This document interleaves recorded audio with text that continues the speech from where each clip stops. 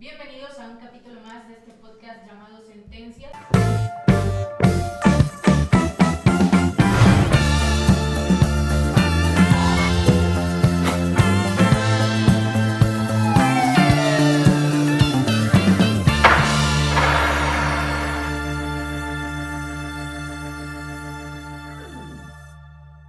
El día de hoy tenemos el placer de que nos acompañe el magistrado Pedro Daniel Zamora Barrón. Nos va a platicar una sentencia sumamente interesante que para esto nos va a dar más contexto el licenciado Daniel. Muchas gracias, Mariana, muchas gracias, magistrado Pedro Zamora, para los compas, para los amigos, para los estudiantes, para sus alumnos. Magistrado Pedro Zamora tiene más de 37 años en el servicio público, en la administración de la justicia, prácticamente en materia federal. Ahorita es magistrado administrativo. Pues el magistrado Pedro Zamora, docente del TEC, docente de la Universidad Autónoma de Nuevo León, docente, pues obviamente para los propios cursos del propio Poder Judicial de la Federación, y obviamente siempre un comprometido con el derecho. Y miembro también del Colegio de Abogados, has estado ahí con nosotros dando algunas charlas, conferencias. Y bueno, esta sentencia que escogió el magistrado, que nos va a comentar el día de hoy, es una sentencia muy interesante, porque si bien son cosas, si bien se padecen este tipo de situaciones, pues de manera muy general, en muchas colonias, pero son acciones que no son muy conocidas o nada conocidas para todos nosotros. Se trata de acciones colectivas. Y bueno, para que mejor nos lo expliques, ¿qué pasó en la sentencia? ¿Quién viene al amparo? Esta es una queja que resuelve el tribunal colegiado por un incidente de suspensión. ¿Qué pasa en la sentencia? ¿Quiénes se quejan, magistrado? Y muchas gracias por esta charla. Bueno, Daniel, Mariana, mucho gusto de estar aquí en este programa. Ya habíamos en muchas ocasiones pactado, pero bueno, por los temas... Tiene una agenda muy complicada, magistrado. De trabajo, y además porque estábamos en los temas sensibles de la campaña de la elección judicial, y bueno, yo consideré que a lo mejor este era el momento adecuado. Nomás quisiera agregar un poquito que también mando saludos a mis alumnos de la Universidad Autónoma del Noreste, tanto Campus Monterrey como Saltillo, ¿no? Y como tú dices, esta sentencia creo que la escogimos porque significa un reconocimiento a aquellos abogados, postulantes, creativos, valientes, que van abriendo brecha en acciones que ahorita no vamos a llegar a la conclusión de qué naturaleza jurídica tienen, porque se hizo a través de una acción de un procedimiento administrativo que llega al juicio de amparo. En el juicio de amparo la resolución simplemente le da un empujoncito a la gran obra que ya había hecho el abogado postulante. Generalmente siempre tratamos, o se habla en primera persona, de las decisiones de los jueces, de magistrados, pero siempre olvidamos que detrás de una decisión viene impulsada por un abogado. Y creo que esta sentencia más bien nos va a permitir reasumir la posición que tienen o deben de tener los abogados en la sociedad, ¿no? Ser creativos, ser valientes y que puedan producir un resultado tangible. Muchas sentencias las podemos comentar doctrinalmente, teóricamente, las exponemos, las ponemos aquí y allá, y luego ¿qué decimos con las sentencias? ¿Para qué sirvió? No, colgarlas en un cuadro o varios. Muy bonita está el papel, pero a la persona que le tienes que brindar justicia, ¿de qué manera se lo vas a explicar? Platicaba una vez, bueno, puedo platicar en general, ¿verdad? Pues tú le puedes dar. Okay. Una vez que yo tomaba clases de justicia constitucional ya hace mucho tiempo, era secretario de estudio y cuenta Francisco Javier Mijangos, era el profesor, y nos habla de una muy bonita sentencia de la interpretación de los derechos humanos en la esfera horizontal, entre particulares, ¿verdad? Se trataba de un caso de un varón que había intervenido, que había sacado información de un teléfono de su esposa, y había tratado de encontrar un adulterio. La ofrecen un juicio, después de muchas instancias el asunto llega a la corte y la corte dice, pues la prueba es inválida. Todas las fotos que ahí había, los videos que ahí había, los mensajes que ahí había, ustedes se podrán imaginar de qué tipo de contenido era, pero ¿cuál fue la consecuencia del resultado de esa sentencia? Que esas dos personas siguieron casadas. Cosas absurdas a las que a veces llega el derecho. Pero en este caso, no sé quién es el abogado, discúlpame, no tuve la la dedicación de checar quién es el abogado, solamente sé que es un abogado del municipio, pues no importa el municipio, ¿verdad? Del área metropolitana de la ciudad de Monterrey. No vamos a decir que era en Apodaca.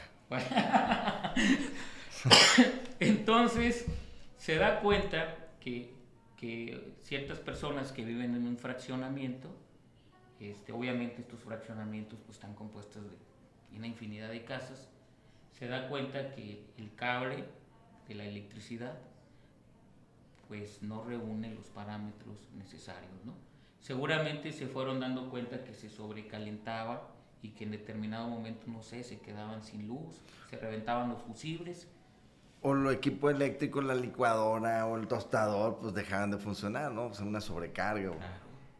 Desde luego, yo creo que sin hacer algún prejuicio sobre el estatus económico, pues debe haber sido una clase media hacia abajo, ¿verdad? Que es donde más impacta este tipo de determinaciones.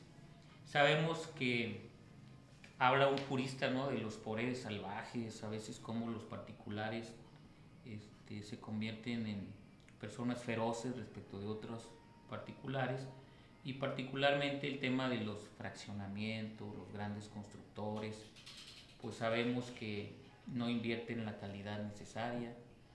Lo vemos así como que las varillas, ¿no? Estábamos acostumbrados de niños, veíamos las casas más sólidas, ahora... Armex. Bueno, recientemente hubo una reforma de la ley del Infonavit, que precisamente se trata o se busca que las casas sean de mayor calidad en zonas más cercanas. Pero entonces esta dinámica donde el empresario o el que tiene el dinero para invertir, pues construye esas casas, está tratando de bajar costos para incrementar las ganancias, pero a veces el riesgo es que pone en inseguridad o no le está dando la calidad de vida que requiere este tipo de personas, que desde luego pues su potencial económico no les da margen para escoger libremente el tipo de vivienda idónea que quisieran. Y la Constitución dice vivienda digna, ¿no? Por ahí. Vivienda digna, sabemos que es un principio, que se debe cumplir en la medida de lo posible, que las normas de desarrollo urbano, tocaste muy buen punto, pues ya van estableciendo qué requisitos deben de tener los inmuebles, las superficies, cuánto se puede construir, con qué calidades. Para eso existen las normas oficiales mexicanas. ¿Sí? Yo siempre digo a los alumnos, pues que el derecho nos dice qué es lo que podemos hacer, a qué tenemos derecho a hacer, qué tenemos prohibido hacer y qué tenemos el deber de hacer. A pesar de que el derecho se puede ver como pues, un conjunto de códigos, leyes, yo me imagino así como las películas del santo, así las máquinas así, pero nomás se activan 3 focos. ¿Puedo hacerlo? ¿Tengo prohibido hacerlo? ¿O tengo obligación de hacerlo? Y el derecho administrativo, tú que también eres muy experto en el derecho administrativo, pues busca evitar que se cause un daño.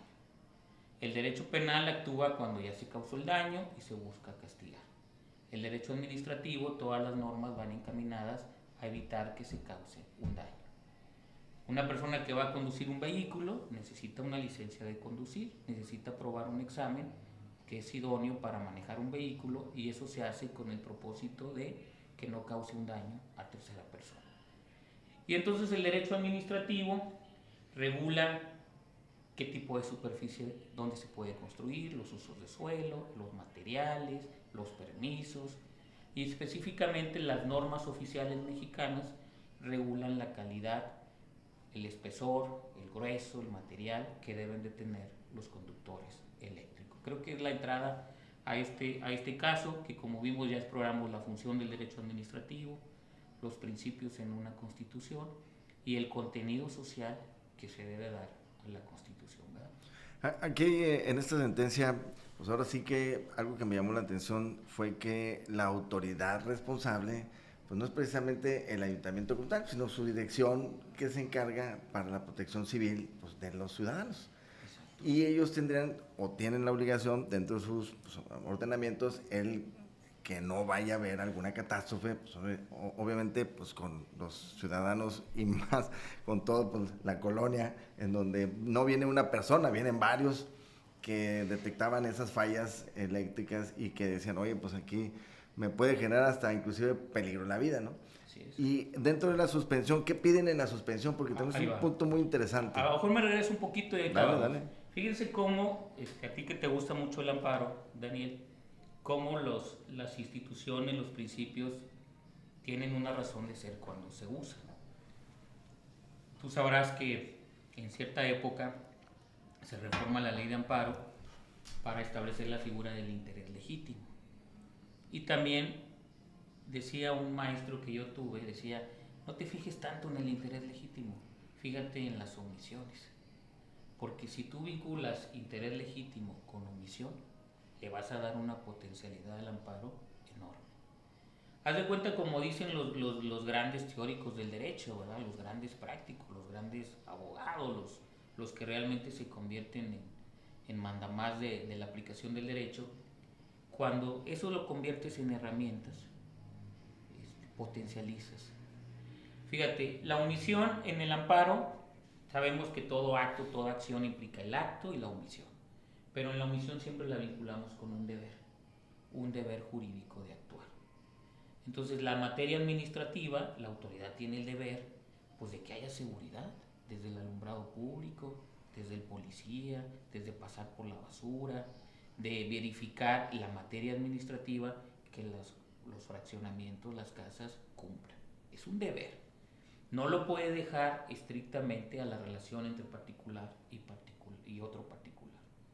Ahorita que está muy, muy en contexto la crítica que se hace a la justicia, de que no es cercana, que no se remedia yendo a las plazas y tomándose videos y diciendo que de un día para otro van a ser justos y se van a acercar con la sociedad, eso es mentira, eso vamos a pensar que eso ya pasó, ese mal trago de las campañas, que todo el mundo iba y llegaban, no sé si llegaban y te decían, oye, me doy cuenta ahora de todas las injusticias que ahora no vi. Bueno, pues México, todos tenemos una clase, hay dos clases por decirlo así, los que tienen y los que no tienen, y todos tenemos familiares, conocidos, entonces eso no puede ser ajeno a nosotros. Creo que el papel de los juzgadores es potencializar las figuras jurídicas. Entonces, este abogado primero va ante la autoridad administrativa, la encargada de la inspección, la vigilancia, y le dice, te vengo a presentar esta denuncia, porque fíjate que los conductores de este material, pues no reúnen, no cobren. En realidad es un material parecido, más bien parece aluminio, que tiene un recubrimiento de cobre, y la norma oficial mexicana dice que tienen que cumplir cierto estándar. Fíjate cómo el derecho, yo siempre digo que el derecho consiste, la aplicación del derecho, en simplificar el problema. A veces nos alejamos mucho de las matemáticas, ¿verdad? Me diría mi hijo, tú no sabes nada de matemáticas, por eso fuiste a estudiar derecho. Pero las operaciones de matemáticas que más me gusta es la suma y la simplificación. Quien resta y divide, creo que es como regla de vida. Uh-huh. Entonces, esta persona, en una acción un poco atípica, va y le dice a la autoridad, por favor, te vengo a presentar una especie de denuncia popular que debe estar previsto en tal artículo de tal ley. Siempre en las disposiciones legales va a haber una norma en embudo donde todo cabe. Y te pido, por favor, bueno, no le dice te pido por favor, le hace la petición formal, le dice, manda un perito para que inspeccione, permíteme ofrecer un perito. Y bueno, los jueces, ¿cuál es el papel de los jueces en una sociedad? Facilitar el diálogo, facilitar la comunicación. No sé si estabas alguna vez en una clase que yo trataba de desmitificar todas las ideas románticas que existen sobre la figura del juez. Como decir, el juez tiene un gran peso y nosotros resolvemos. No. Si el derecho es un acto de comunicación, el juez debe facilitar esa comunicación. Debe verificar que hay una petición, que es regular, que es consistente, entender qué es la petición, cómo se acredita la petición, y la prueba idónea es la pericial, que va un perito, experto en el arte, en la técnica adecuada para dictaminar qué material, qué estructura, qué calidad tiene eso, dar sus razones, compararlo con lo que dice la norma oficial. Y como es un procedimiento en forma de juicio, la autoridad que resuelve ese procedimiento va a decir o A o B, cumple o no cumple. Y si dice que no cumple, pues ya entra otro tipo de derecho, que es el derecho a la indemnización, a la reparación integral, a restituir las cosas al estado en que se encontraban antes de la infracción. Me gusta mencionar este caso que no es mío. Si te fijas, yo no traje una sentencia mía, yo lo traje creo que por ahí debía haber empezado, de una secretaria en funciones de magistrada, que curiosamente no es las que han venido aquí, no es las que han hecho TikTok, porque es muy seria, es muy responsable, ella no está participando, la licenciada María Eugenia Urquiza García, y entonces ella tiene que examinar esta petición. Entonces este abogado, muy buen abogado, porque este caso reúne las características de lo que se conoce como litigio estratégico. El litigio estratégico en México no ha trascendido, sería una herramienta muy eficaz para bajar líneas de acción hacia además campos, ¿no? Entonces, en ese procedimiento seguido en forma de juicio, la autoridad que lo resuelve dice, no cumple. Y la pregunta es, ¿el derecho es declarativo o debe tener un principio de ejecución? No sé si lo platicamos al inicio de la charla o fue en la antesala, porque a veces podemos colgar muy bonito una sentencia en un cuadro, ponerla ahí, y esta es una decisión jurídica. ¿Qué es lo que pasa? El abogado se da cuenta que su decisión quedó sin efecto. Claro, pues es como esas normas estériles, como se les llamaba. Imperfectas, ¿no? Imperfectas, estériles, que no te sirven para una chingada. Dilo con confianza, no vas a cambiar al final del día, ¿no? Okay. Que no te sirven para muchas cosas, pero esas normas imperfectas. Dicen que para dos cosas. Sí, para dos cosas. Y así hay muchas sentencias constitucionales que se quedó corta, tanto sala superior en materia electoral como la corte. Pues acuérdate una sentencia que se cuenta mucho sin dar datos. Sí, estábamos hablando del tema de las sentencias que no tienen una utilidad y que a veces hacen mayor daño. Se cuenta una sentencia de un muelle que se estaba construyendo en el Golfo de México, en alguna ciudad, y llegaron los ecologistas, los activistas, y dijeron, ¿cómo es posible? Van a destruir. No es culpa de los activistas y los ecologistas, ellos hicieron su papel. La sentencia fue muy bonita, habló del medio ambiente, de los derechos, no en el contexto de las constituciones sudamericanas que hablan de la Pachamama y de los derechos. A ese nivel no hemos llegado, porque en el derecho los sujetos del derecho pues, son las personas. Y aunque tenemos un deber de proteger lo vulnerable, como los animales y los el medio ambiente, desde mi punto de vista, no significa que el medio ambiente y los animales tengan derechos. Tenemos un deber, pero no es que ellos tengan ese derecho. Entonces, en esa sentencia se dice, ese muelle está mal. Y ahí se quedó. El muelle no lo construyeron, se echó a perder el ecosistema. Nadie se acordó del cumplimiento de esa sentencia y se provocó un daño todavía mayor al medio ambiente. Esto lo digo porque a mí me tocaba dar cursos de formación a recién magistrados. Y entonces les decía, miren, primero autocontrólense, contrólense, porque en una constitución hay derechos humanos, hay intereses sociales, hay intereses de Estado, y hay que ver que el derecho, la evolución, el progreso, claro, tienes que ir conciliando los dos tipos de intereses, ¿verdad? Porque si reafirmas los derechos humanos por encima a veces de ciertos intereses legítimos del Estado, es donde ahí haces enfrentamientos sin sentido. Entonces, este tipo, véanlo con la debida atención. Y otro consejo que también se les da a los jueces nuevos, ¿verdad? Que el acto de juzgar en México va desde la integración de los expedientes, la sentencia y el cumplimiento. La tutela judicial efectiva comprende muchas dimensiones, entre ellas la medida cautelar, que es de la que vamos a hablar, la decisión jurídica y el cumplimiento. No sé, en temas de familia, has tenido expertos aquí en derecho de familia, cuando dicen, no, es que el niño tiene que ser escuchado, y que el niño esto, y que el interés superior, y que esto, y repone el procedimiento, pues ese niño va a llegar a 18 o 20 años y pues ya el derecho va a perder. La facilidad del conflicto no sirve para nada. Ese es un aspecto muy importante, que los jueces realmente contribuyan a la solución del conflicto, no que lo incrementen. Pero bueno, la ciudadanía es sabia, lo va a elegir, ya lo eligió seguramente.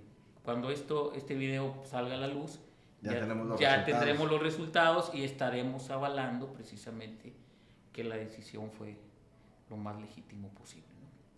Entonces, fíjate, se dicta esta resolución y ahora ¿qué hace el gobernador? ¿Qué hace el abogado?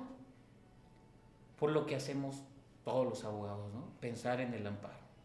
A lo mejor luego habríamos que platicar de otros mecanismos, porque lo que yo insisto es que el amparo no debe ser la figura todopoderosa. Te acordarás de aquellos cursos que dimos en el Colegio de Abogados hace tiempo, de la importancia de la responsabilidad patrimonial de actividad irregular. Voy a organizar uno completamente gratuito, ya no estamos en contienda electoral, y voy a tener la oportunidad de hablar con un grupo de abogados que se llama Protección de Derechos Humanos, algo así. Es que en Nuevo León abunda en colegios de abogados. Tú debes de saber más que eso que yo. Dicen que te suben a un elevador y se bajan la raza y ya tienen un colegio nuevo. Bueno, estuvimos hace poco en un restaurante que era es que son tantos, el Café del Derecho. Pues era uno de Café de Derecho y otro era de egresados de la universidad, doctores, ¿cómo se llama? En la Asociación de Egresados de la Universidad Autónoma de la FACNIC. Entonces, este abogado tiene esta resolución y entonces dice, ¿cómo le hago para cumplir? Va al amparo, se queja de una omisión. Ya la omisión, ¿cuál es? La omisión de ejecutar la resolución administrativa. No puede ir a un tribunal de justicia administrativa, no puede ir a un tribunal civil. A veces el derecho es muy sencillo, ¿no? ¿Cuándo tengo la obligación de agotar un medio de defensa? Pues cuando tengo el medio de defensa. Si no tengo el medio de defensa, pues no tengo obligación de nada. ¿Por qué el tercero extraño no tiene el deber de agotar medios de defensa? Porque es tercero extraño. ¿Sí? ¿Por qué si tengo la obligación de agotar un medio de defensa? Porque está el medio de defensa. Entonces va al juicio de amparo. Y recordarás que el artículo 25 de la Convención Americana, que dice que el juicio de amparo debe ser un mecanismo sencillo, idóneo y efectivo para la realización de los derechos humanos. Ese es un principio. Corresponde a cada juez potencializarlo, maximizarlo, según las circunstancias de cada caso. No voy a hablar del juez, a lo mejor, o de la jueza, a lo mejor lo tuviste aquí, ya hablaron de esa sentencia, no sé qué le dirías. Seguramente no. Creo que ya, pero bueno. Y en el auto impugnado dice, le piden la suspensión y dice, pues te concedo la suspensión para que vayan y practiquen una inspección y verifiquemos si hay condiciones de seguridad.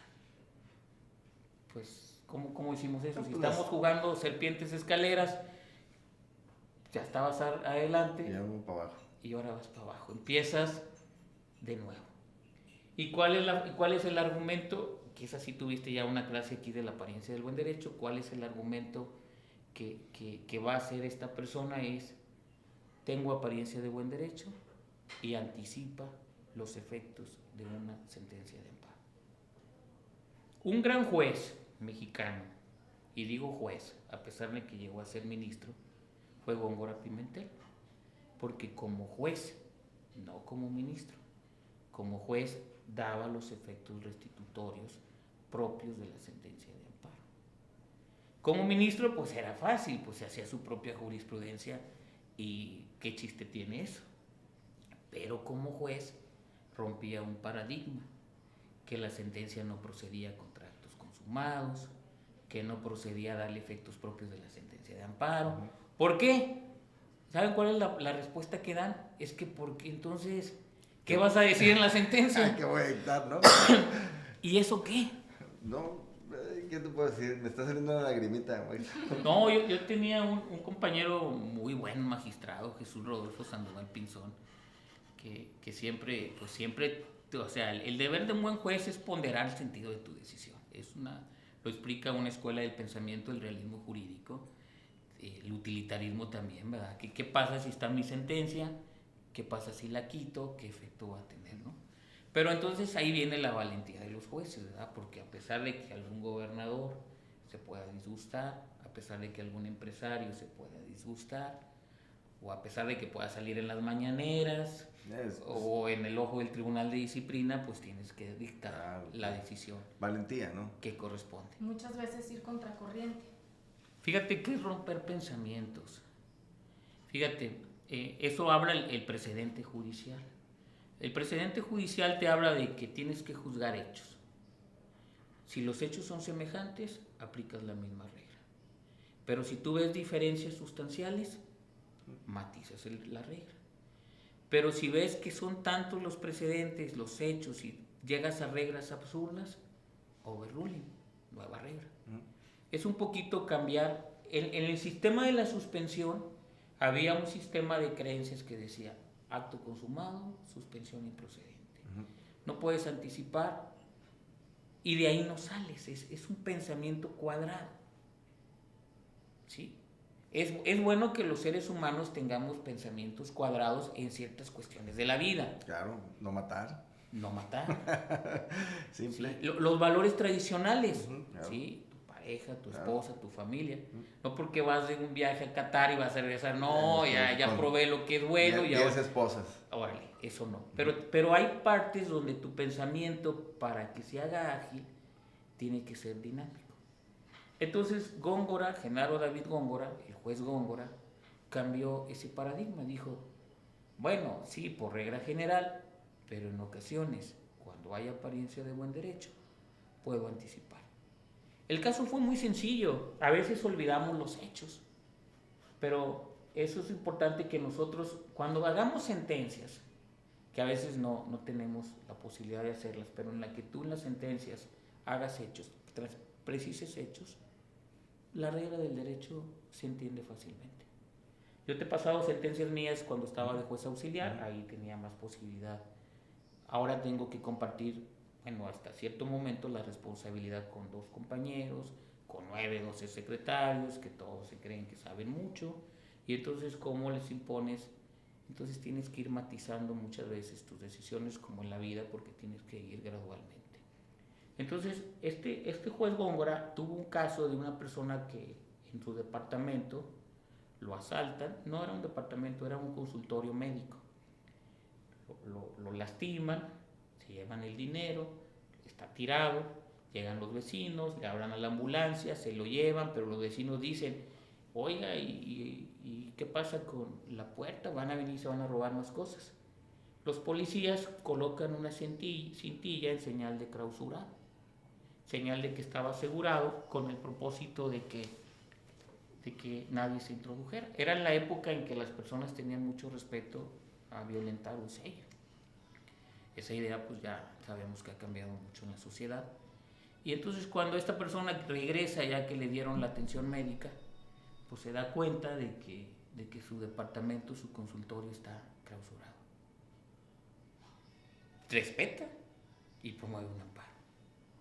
Y este juez le dice, pues si yo aplico el criterio tradicional de que es un acto consumado, te tengo que citar a las autoridades, avanzar, pero yo estoy viendo, es evidente, que tienes lo que se conoce como la apariencia del buen derecho y el peligro en la demora. Esos son los casos emblemáticos. Aplicar una jurisprudencia y decir esta jurisprudencia va aquí, eso no es aplicar el derecho. El juez que logra distinguir en cada caso, ¿verdad? Y tiene la habilidad de distinguir que un caso es diferente a otro, es el juez que avanza en su razonamiento. El razonamiento jurídico es débil cuando solamente se aplica la jurisprudencia.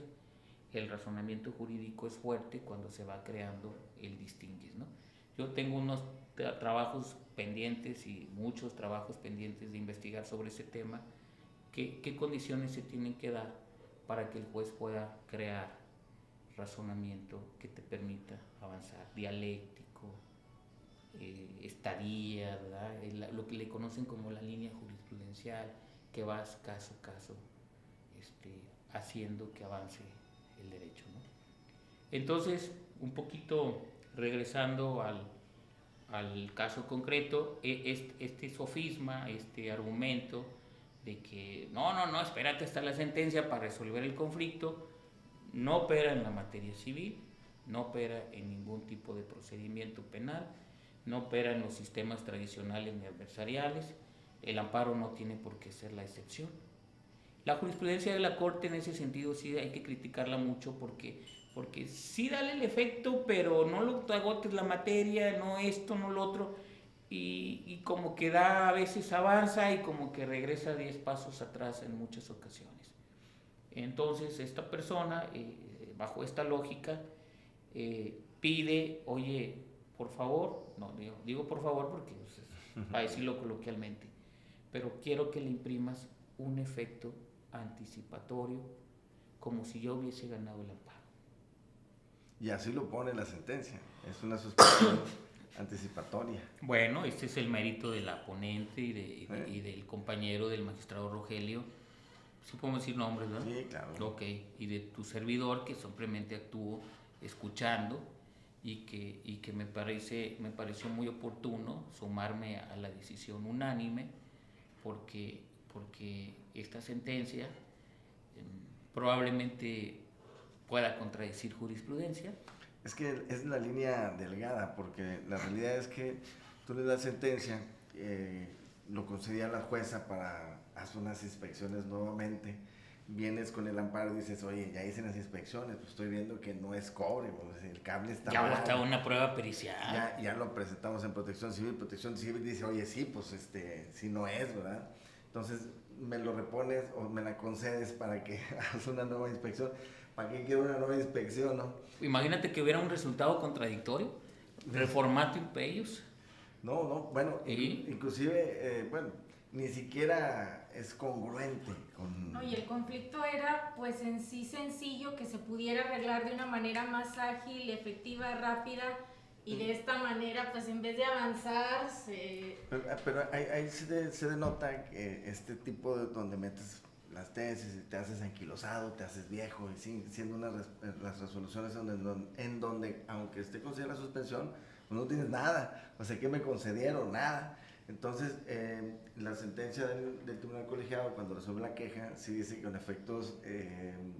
restitutorios, anticipatorios. Son restitutorios, pero son anticipatorios. Entonces, la cuestión de anticipación a mí me llamó mucho la atención por concepto, no había leído una sentencia de queja que te daba, o de suspensión, que te diera los efectos anticipatorios. Y eso es donde sí contrasta contra, pues digamos que esas tesis viejas en donde no podría, y luego qué dicto, ¿no?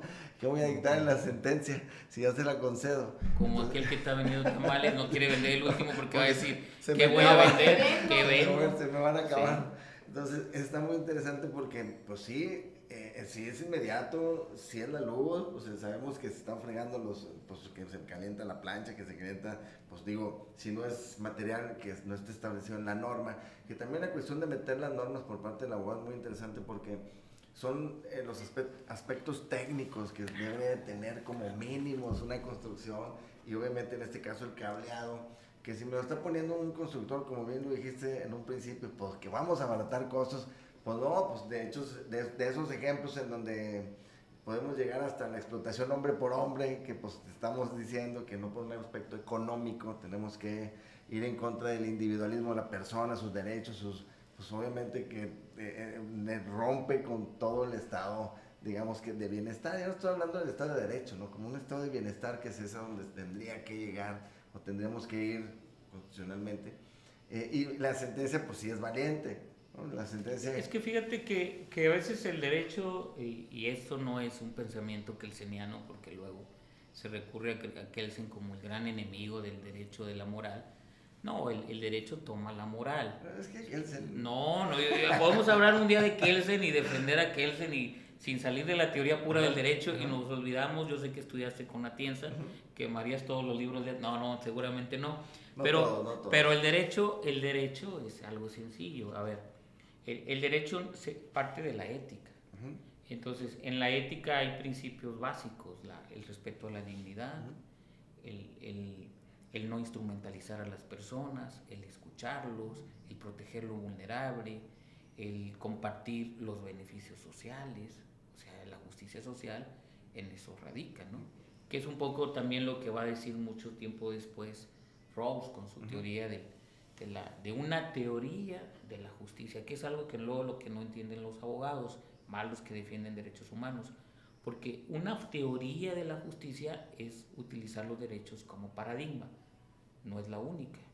Está el comunitarismo, está el utilitarismo, y todas esas concepciones, si nosotros vamos a la Constitución mexicana, las vamos a encontrar proyectadas en diferentes normas. El juez tiene que tratar de armonizar unas con otras, ¿no? Entonces, fíjate cómo este concepto de omisión, interés legítimo, apariencia de buen derecho, tutela anticipatoria, en la sentencia tú no vas a encontrar ninguna definición, tú no vas a encontrar, como lo dijo la corte, y transcribir 20 páginas, porque esos tipos de quejas se resuelven a las 48 horas, que parecen muchas, pero llegan a las 3, 2, 10, 11 de la mañana, hay que bajar las constancias, hay que leer las constancias, los juzgadores tienen vida personal, tienen que recoger a sus hijos, los secretarios igual, tienen que convivir, van a su casa, lo proyectan de noche, pasa una revisión y luego ese juez tiene que distribuirlo entre sus compañeros, que se les llama magistrados, y se discute en una sesión pública. La reforma judicial pretende solucionar muchos problemas y no combate los vicios del formalismo. Porque si esto vamos a una audiencia, un abogado plantea su caso verbalmente, concretamente, le explica a su señoría, yo planteé este procedimiento, en este procedimiento demostré esto, ¿tiene la prueba, abogado? Sí, mire, aquí está el dictamen, seguro que no es falso, porque si es falso, usted va a perder su título y su cédula, y que se aplique la sanción si fuese falso. No, aquí está el falso, aquí está la resolución, aquí esto, ¿y qué es lo que quiere? Pues mire que la juez o el juez que haya dictado la resolución me estaba colocando en el mismo estado. Entonces el juez, con su preparación, con su formación, que ya acreditó con sus videos, sus juramentos que hizo de TikTok, de sus redes sociales, que ya visitó todos los mercados, ya visitó todos los lugares, ha avalado ya su legitimidad, entonces ese juez está preparado, ya sabe qué es la apariencia del buen derecho, ya sabe qué es el interés legítimo, ya sabe qué es la omisión, ya sabe que se puede equivocar, pero a veces, ¿por qué no equivocarse a favor? Lo acabas de decir todo, lo acabas de resumir en 10 palabras. Entonces ese juez dicta su fallo. Si el abogado le dijo una mentira, ya sabemos que el colegio de abogados lo va a expulsar, no le van a pasar asuntos, el abogado no va a ir a defender una causa, no va a ser de su deporte favorito el recurrir, no le va a decir al cliente, no te preocupes, yo voy y te defiendo y en 5 años no nos van a sacar de aquí. Entonces estamos hablando de un México que necesitamos mucha cultura, mucho compromiso, cambios en los planes de estudio, compromisos de profesores, compromisos de la sociedad civil. Y escoge el juez que quieras. Si tú tienes una sociedad con esos estándares, escoge el que quiera venir a pedir chamba de juez. ¿Cuál es la crisis de los procesos de selección? Pues que el problema no está en cómo los eliges, sino a quién eliges. Es como los integrantes de la selección mexicana, si todos fueran buenos, pues con un volado y todos vamos a ir a ganar la Copa del Mundo, ¿no? Ese es el gran problema, que no se pone énfasis en la preparación, en la formación. Si al final lo que puedes poner la prueba de que coma más pinole, y ese es el que te va a garantizar, ¿no? Entonces, pero esta parte que viene de un abogado, que viene de una magistrada que está atenta y que dice, repito lo mismo, digo lo mismo, si me voy a escudar en que hay mucho trabajo, que hablábamos de la simplificación, ¿no? ¿Cuánto tardaste en leer la sentencia? 1 hora. Y tienes tus ocupaciones. Sí, claro. Este es no tu vacío, hobby. Así es. Este es tu hobby. ¿Cuánto tardaste? 1 hora también aproximadamente. Si estás en la dinámica, no estoy diciendo, si estás en la dinámica de estar en la carrera judicial, Es más sencillo. pues creo que le puedes acortar por lo menos 15 o 20 minutos.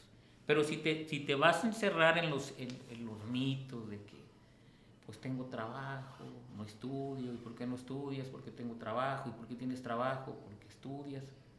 ¿Cuántas veces nos hemos encontrado en colegios, en clases, en pláticas, en desayunos, y dices, ¿no trabaja el magistrado? Sí, claro, sí, no. ¿Dices que no trabajo? No, claro que estás sojete. No es el tiempo que le dedicas. Hay una palabra muy mágica que se llama responsabilidad. Entonces tú puedes encontrar a alguien a las 10, 11 de la noche en un juzgado y decir, esa persona no es responsable, porque responder con habilidad es responsabilidad.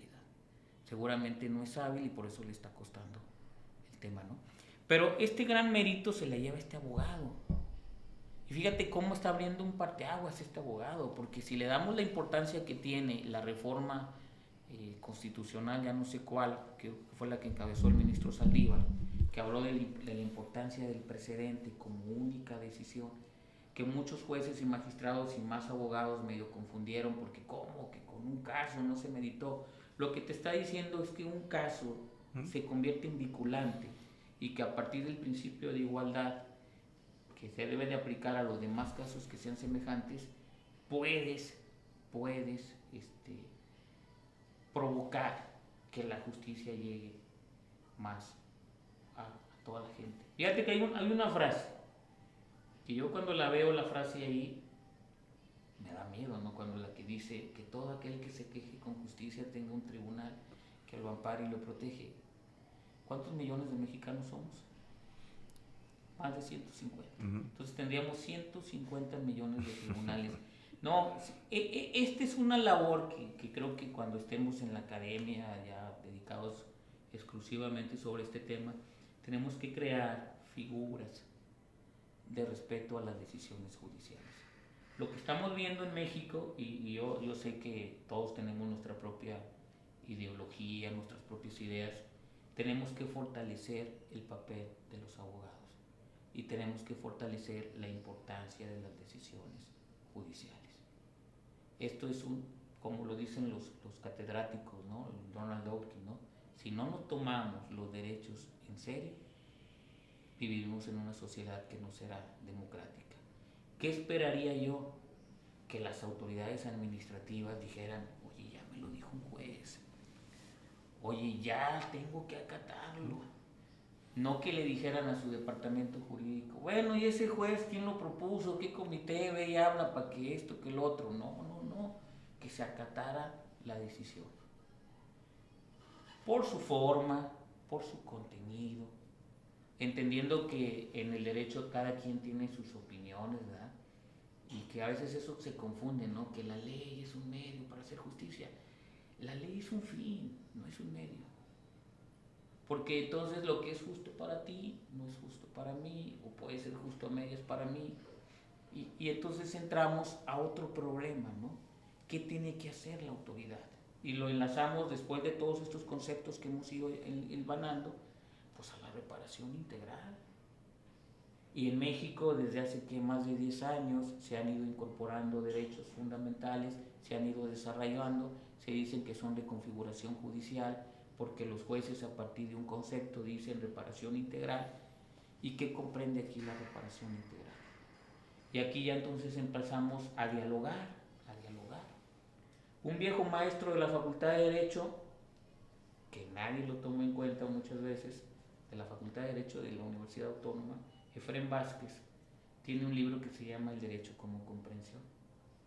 Comprender es precisamente aprender a accederse el conocimiento desde el plano de lo igual. Entonces, aquí en este momento las autoridades dicen, oye, habla de reparación integral, ¿qué hago? Pues de entrada tienes que sustituir el cable. Oye, pero y por lo pronto, ¿dónde los voy a llevar a vivir? Que se salgan, que paguen. No, pues es integral. ¿Quién provocó la propia constructora, claro. ¿Quién debe responder? La propia constructora. Y seguramente el Código Civil te va a decir, aquella persona que provocó provoca un daño, o un perjuicio, es responsable. Y entonces ahí entra el civilista, porque el derecho debe de verse en una situación compleja. No estamos en campaña, bueno, yo estuve en un juzgado de distrito mixto, estuve en un tribunal unitario en la materia penal en la frontera, estuve 5 años en un colegiado civil, luego estuve 2 años en un colegiado laboral, a los 30 años concurso para un examen de juez y quedo en mi primera inscripción en la ciudad de Saltillo. Y por esas cosas que tiene el Consejo de la Judicatura, después de haber estado yo en penal, civil, laboral, consideró que era la persona idónea para la materia administrativa. Y creo que sí, porque el administrativo tiene punto civil, tiene el castigo, el jus punendi también se ejerce en la materia administrativa, y muchos conflictos tienen que ver con estas situaciones de las relaciones entre alguien que está superior, por encima de, y todos los derechos convergen en una misma, las materias del derecho convergen en un mismo punto. En este caso, ahora sí que los hechos, nos viene una cuestión civil por ser un contrato entre particulares, una cuestión ya de la autoridad al momento de revisarlo, y luego ya llega la justicia federal en donde pues, sobre la omisión y también pues, obviamente el defecto que tuvo la sentencia de la suspensión, les toca a ustedes decir al decirle a una autoridad que le diga al particular que repare, ¿no? Que repare. Y esa es la cuestión que todavía, no que vaya más allá, pero sino que es interesante porque pues tú lo dijiste hace un momento, es un contrato, es una relación de coordinación entre dos particulares, la compraventa de la propiedad, no nomás de una persona, de todos los vecinos que estaban que se iban a beneficiar todos los vecinos porque es una acción colectiva. Entonces también, ahora sí que bueno, como acciones colectivas que no están realmente utilizadas, pues estamos en pañales. Claro, recordemos que hubo una ley de acciones colectivas, recordemos que el Código Nacional de Procedimientos Civiles y Familiares ya es una gran obra que se hizo, me supongo que hace 3 años, que se ha ido implementando en algunos estados del país. Y precisamente el Código Nacional obedece a una necesidad de igualdad y de simplificar el acceso a la justicia, ¿no? Es una respuesta a la necesidad de darle contenido al 17 constitucional. Y precisamente ahí yo estaba dando unas clases en los integrantes del Tribunal Superior Jurídico de Tamaulipas, también me tocó hace poco en el de Nuevo León, pero en el de Tamaulipas les hablábamos de las acciones colectivas. Pero fíjate que eso es un poco lo que te dije al principio. Estamos muy encasillados con el amparo. No está mal, cuando un juez le cae esto en amparo, tiene que tratar de ejercer la acción y sacarla, ¿no? Porque el derecho debe usarse para algo. Si el derecho se usa para decirte no procede, no es esto, no es lo otro, pues no le das un contenido. Yo te acepto el no procede, el no es el caso, no tienes derecho, porque lo que procede es esto. Porque si tú me hubieras demostrado estas condiciones, y ahí avanzas. ¿Sí? Si te dan una razón de por qué te digo que no, pues tú ya sabes por qué no y puedes mejorar tu planteamiento. Pero por eso yo dije al principio, ¿no? Si esta sentencia la va a analizar una persona que domina la jurisprudencia, te la va a destrozar. Claro, pues la va a decir, oye, va en contra de, ¿no? Porque para empezar, ¿qué es esa acción popular que promovió el tipo? Porque ¿cómo? Y el tercero que no fue llamado, bueno, a ver, no fue llamado, pero hay una prueba. ¿Quién puede ser? El que aparezca como responsable del fraccionamiento. ¿Sí?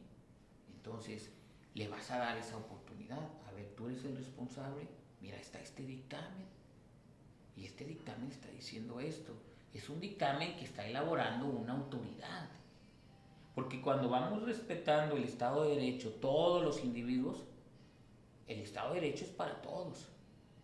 Y debemos pensar que ese perito difícilmente fue sobornado. Difícilmente. Estamos tomando en cuenta la realidad, es un grupo de personas. Malamente te voy a decir que no tienen la capacidad para comprar una casa mejor. Van a tener la posibilidad de constituir una prueba contraria a derecho. Sí, es diferente, ¿no? Se tiene que ver de una manera social. ¿Qué realmente Claro. pasó? Pues una constructora que construye con defectos. ¿En defectos en qué? Pues que no le pone el material necesario para abaratar costos, cosas que como que tampoco podría ser, no estaría demostrado, ¿no? Pues estamos bajo una máxima Acuérdate que experiencia. está este principio que, aunque nace en la materia laboral, el principio de la realidad social. Ujú. ¿Sí? Es la realidad social. Entonces esta persona pues, está aprobado de la acción. Ahora, si por ahí hay algún motivo que te haga dudar que la autoridad pudo haber intentado para perjudicar a un fraccionador, bueno, pues está la fase de la actividad administrativa irregular, en donde tú como fraccionador le podrías exigir por esa actividad administrativa irregular al órgano que haya dictado ese mal fallo la indemnización correspondiente. Y en una justicia social, pues pues ya compensaste el posible error, ¿verdad? Pero el error, bueno, pues el error sí lo entendemos como la normalidad. Por la normalidad es que no hay estos fallos, ¿verdad? Entonces es una sentencia normal. Y tienes una colonia con fallas de luz, ¿no? Y la gente que el refri no le jala y que... Exacto. Y aquí puede ser mucho tema para otro tipo de acciones, ¿no? Los que van a... ¿Puedo dar ideas a los Sí, abogados? claro, adelante. Los que van a un estacionamiento, a una tienda a comprar sus alimentos, si efectivamente te tienen que sellar y que te hacen un descuento, pero cuando estás pagando 5 o 7 pesos de un estacionamiento, bueno, Monterrey es el único lugar donde los estacionamientos se cobran, ¿no? El área metropolitana, ¿no? Correcto. Y es un gran negocio los estacionamientos. Así es.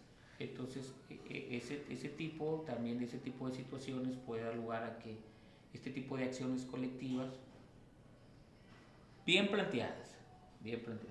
¿Puedo hacer una crítica?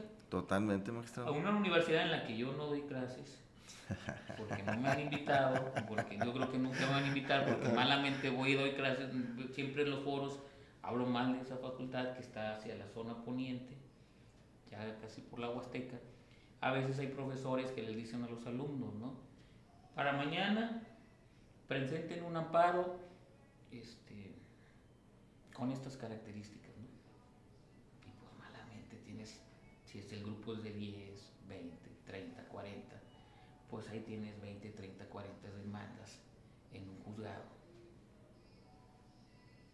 Bueno, hay profesores que te pedían eso, ¿no? Vamos a poner, no de cualquier universidad, no digamos esa, ¿no? Pues sí, pero el sistema de justicia no puede utilizarse para Claro, ese efecto. claro. Pues. Pero el litigio estratégico, fíjate que creo que con eso podemos ir cerrando, y porque él fue el punto de partida. El litigio estratégico precisamente consiste en encontrar casos paradigmáticos, típicos. En México, el litigio estratégico, un caso que rompió el paradigma en México fue el caso Rosendo Radilla, donde se cambia por completamente el sistema de justicia. En Estados Unidos, los proyectos de inocencia, donde se advierte que la mayoría de las personas eran acusadas y sentenciadas por un delito, eran latinos, y así como nosotros vemos a los orientales prácticamente igual, para los testigos en Estados Unidos los latinos nos ven prácticamente igual, y él es el culpable si él es, y te das cuenta que todos los condenados a muerte pues son latinos, ¿no? El caso Roe v. Wade del aborto, que luego ya 30 años después fue dejado sin efecto, es un caso paradigmático.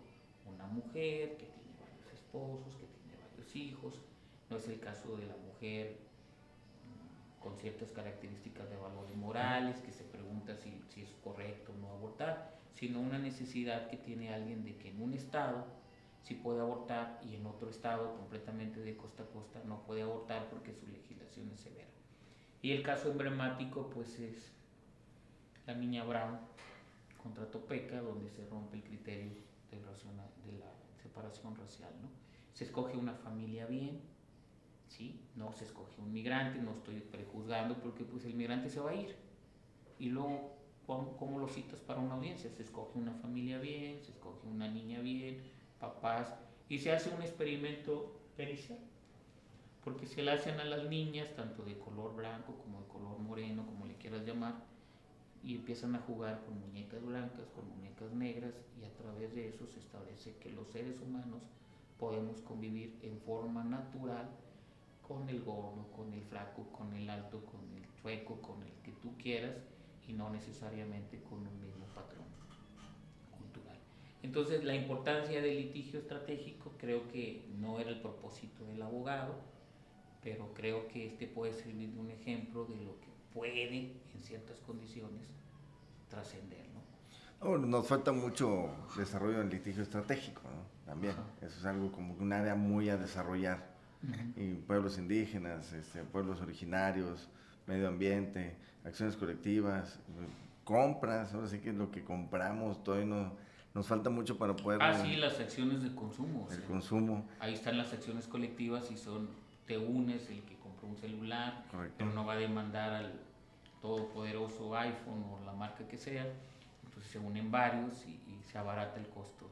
Son mecanismos para distinguir que el acceso a la justicia tiene que llegar, y el acceso a la justicia no va a llegar porque haga un TikTok o porque haga esto, ¿no? Sino pensarle, echarle coco de cómo fortalecer y cómo llegar a otros sectores, porque efectivamente este proceso que hemos vivido de un par de años acá pone de manifiesto que los usuarios del servicio de justicia es una base mínima de la sociedad en la que nos involucramos. Los conflictos no se resuelven a través de las decisiones judiciales, se resuelven a través de otras formas. Bueno, lo que yo estaba comentando, que todos estos problemas, pues como todos los problemas en la vida, son multifactoriales. Y cargar la responsabilidad a los jueces, a los magistrados, pues creo que, aunque forme parte o no yo del Poder Judicial, no era la causa concreta. Ni modo que yo me vaya y salga a la calle y diga, ¿quién quiere un amparo? Totalmente.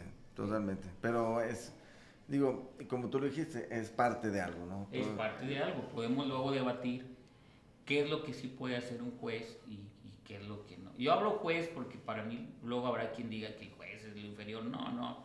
El juez es la figura del tercer observador que racionalmente va a tratar de resolver un conflicto. Le llames magistrado, le llames ministro, le llames... Hay que llamarles jueces Hércules. Bueno, Efraín tiene otro nombre a ese juez. ¿Sí? Sí, no sé cómo está. Digo, bueno, ese juez Hércules, como lo decía Dorkin, pues no existe, ¿no? Mira, no existe, no va a existir. Pues no. Pero el juez sí debe entender que su papel, ya lo dije, es entender que el derecho es un acto de comunicación. Cuando digo comunicación, estoy tratando de entender que las personas están en conflicto, están en discordia, son personas que necesitan un facilitador que de alguna manera le brinde las herramientas, le proponga. Hay un juez muy bueno, que creo que reúne esas características. ¿Puedo dar un comercial? Sí, claro. Un juez, Rogelio, que yo nunca he sido juzgado por él, ni espero ser juzgado, pero de lo que yo he escuchado de él, no lo conozco ni físicamente, me dicen que es un juez que trata de que las partes lleguen a la solución. ¿En el foro común? Sí. Sí, yo lo conozco, es un buen juez. Es un buen juez. Yo he tenido la oportunidad de convivir con extraordinarios jueces, muchos jueces, porque por ahí también trabajo con ellos el tema de la formación, pero en realidad pues ellos me forman a mí, yo aprendo de ellos por sus experiencias y por sus trayectorias, ¿verdad? No quiero mencionar a nadie porque voy a dejar sin mencionarlo, sí, pero a este juez yo no lo conozco personalmente, pero cuando varias personas te cuentan lo mismo, entonces este juez trata de conciliar, trata de solucionar el conflicto. ¿Cómo lo pueden hacer los jueces de amparo? Bueno, pues ya te puse el caso del juez Góngora, que borrarnos cada cierto tiempo nuestras creencias, o el propio magistrado Sandoval, Jesús Rodolfo Sandoval, que era muy valiente y que decía, oiga, pero si estamos ponderando esto, y decía, ¿y qué? Si al final estamos convencidos de que estamos tomando una decisión lo más apegada a derecho. El juez que piensa que su sentencia no tiene errores, no tiene fallos, no puede existir en un sistema de justicia. Pero lo más apegado a derecho. Lo más apegado a derecho como principio. Como principio. Mariana, comentarios finales. Pues excelente sentencia, me pareció que resolvió el conflicto de una manera muy asertiva. Al final de cuentas, la gente de la colonia ya tiene luz. Bueno, vive en condiciones de seguridad, esperemos. Esperemos. Sí. Esperemos que sí. Pero también resuelve que hay que vigilar, ¿no? Que hay que saber, que nada más hay que este estar tema seguros. ya le corresponde al juzgado de distrito, que es el que debe verificar. Es correcto. Pero sí lo establece la sentencia. Hay Sí, que revisar que sí. se cumpla, hay que pedir la información, no es nada más de que concedo y me olvido. Tengo que revisar cómo va funcionando esta concesión de la suspensión con efectos restitutorios y, ¿cuál es la otra palabra? ¿Anticipatorios? Anticipatorios. Esa es la palabra. Conceptos ahí de los abogados. No, pues bien. Pues muchas gracias, magistrado. Gracias. Siempre un placer. Al magistrado desde hace ya tiempo lo conozco, pues, en la docencia, pues ahora sí que compartimos luego, no precisamente escenario, yo de alumno, él explicando. Y ahorita pues qué bueno que se dio, no obstante que la chamba que tienen ahí en el Poder Judicial de la Federación pues siempre no se acaba. Pero que te diste esta oportunidad de platicar con la gente. Digo, nosotros lo subimos y habrá muchos que puedan estar viéndote y es lo ideal que podamos compartir el conocimiento. Pues tú, que compartas el conocimiento. Ojalá que haya servido de motivación más que de conocimiento, porque pues el conocimiento lo va a ir a estudiar el abogado por su propio. Yo siempre digo, como cuando el Chavo del 8 sacó 10, ¿no?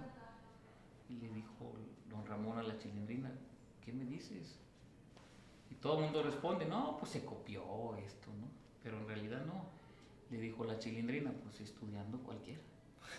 Entonces, más que transmitir conocimientos es motivar a la gente a que se informe, se prepare e planee un nuevo caso que pueda llegar a ese nuevo Poder Judicial.